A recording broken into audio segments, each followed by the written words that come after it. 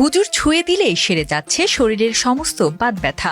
ঠিক হয়ে গেছে, লারা দাও, দাও লারা দাও। তোমার হুজুর হাতে তেল নিয়ে কণ্ঠে ছুঁয়ে দিলেই কথা বলতে পারে বাক প্রতিবন্ধী মানুষ। বলো তো তোমার নাম কি?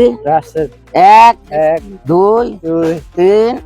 কোরআন কিতাবের আলোকে এভাবে জটিল ও কঠিন রোগে আক্রান্ত মানুষকে সুস্থ করার দাবি করছেন এক কবিরাজ। বোবা মানুষ আসে, কথা বলতে পারে না, তারা ওই হুজুর তেল দিয়ে এই কণ্ঠে ঝেড়ে দিলে পারে তারা দেখে সাথে সাথে এক দুই গুনতে পারে, বাবা বলে ডাকতে পারে, মা বলে ডাকতে পারে।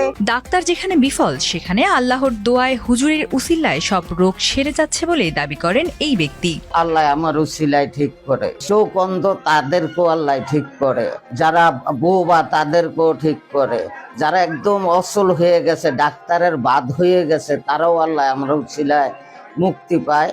2.5 বছর ধরে কথা বলতে পারে না। কবিরাজ ছুঁয়ে দেওয়ার পর মুখের ভাষা এসে গেছে। কবিরাজের স্পর্শ পেয়ে উঠে দাঁড়াতে পারছে, স্ট্রোকের পর প্যারালাইজ হওয়া ব্যক্তি। এমন সব দাবির পক্ষে সাক্ষ্য দিচ্ছেন খুদ সুবিধাভোগীরাও। আমার এই যে স্ট্রোকের রুগী আছে, সে আগে উঠে বসতেও পারতো না, বসে 2 মিনিট থাকতে পারতো না, এখন সে বসতে পারে, এখন জানলা ধরে কিছু হাঁটতে পারে। 1.5 বছর পরে তা কথা বলতে পারতো না, হাতে একটু সমস্যা ছিল, হাতও ঠিক হয়ে গেছে, কথাও বলতে পারে, কিন্তু মাথায় একটু সিটের মতো আছে, বলতে আজকে তাবিজ দিলে ঠিক হয়ে যাবে। রোগী ভেদে 100 থেকে 300, 350 টাকার ভিজিট নেন ঝাড়ফুঁকের সমস্যা সমাধান দেওয়া আব্দুল মান্নান।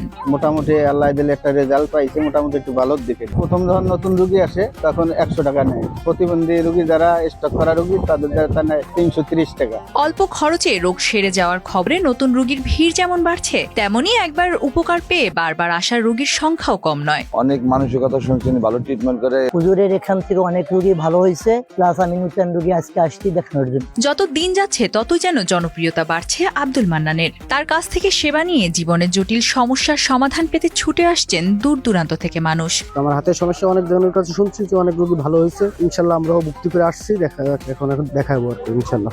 এদিকে মানুষের খেদমত করতেই ঢাকার কাজীপাড়া থেকে গোপালগঞ্জের সাতপাড় পশ্চিমপাড়ায় এসেছেন বলেই দাবি করেন কুদরতে ভরা হুজুর মোহাম্মদ আব্দুল মান্নান। গোপালগঞ্জ আসার উদ্দেশ্য হলো আমি মানুষের কিছু খেদমত করব।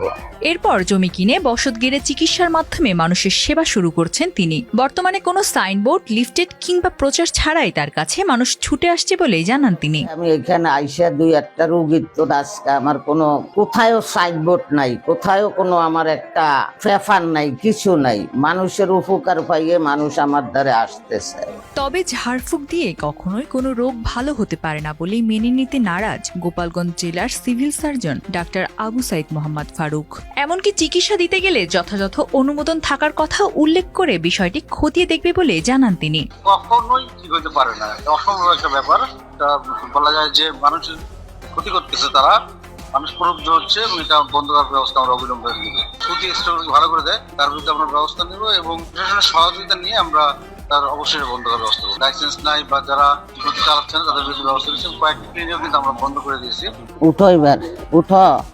সঞ্জিতা লাবণী, মাই টিভি। আবার উঠো, বসো, উঠো বসো।